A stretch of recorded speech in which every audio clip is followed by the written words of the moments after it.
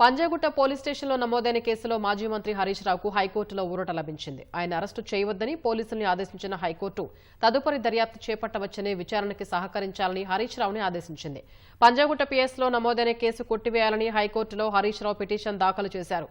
తదుపరి దర్యాప్తు చేపట్టకుండా పోలీసుల్ని ఆదేశించాలని, అరెస్టు చేయకుండా ఉత్తర్వులు ఇవ్వాలని కోరారు. ఆ పిటిషన్పై హైకోర్టులో విచారణ జరిగింది. రాజకీయ కారణాల వల్లే పంజాగుట్ట పోలీస్ స్టేషన్లో చక్రధర్ గౌడ్ ఫిర్యాదు చేశారని, ఏ సాక్ష్యాధారాలు లేకుండానే పోలీసులు పలు సెక్షన్లు నమోదు చేశారని పిటిషనర్ తరపు న్యాయవాది కోర్టుకు తెలిపారు. హరీష్ ను రాజకీయంగా ఎదుర్కోలేక తప్పుడు కేసులు బనాయిస్తున్నారని ఇప్పటికే పలు ఎన్నికల పిటిషన్లు దాఖలు చేశారన్నారు.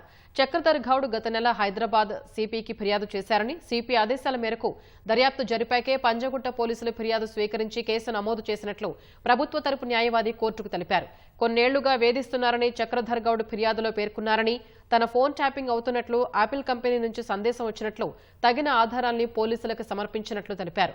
ఫిర్యాదులోని అంశాల ఆధారంగా పోలీసులు సెక్షన్లు చేర్చినట్లు ఆయన వాదించారు.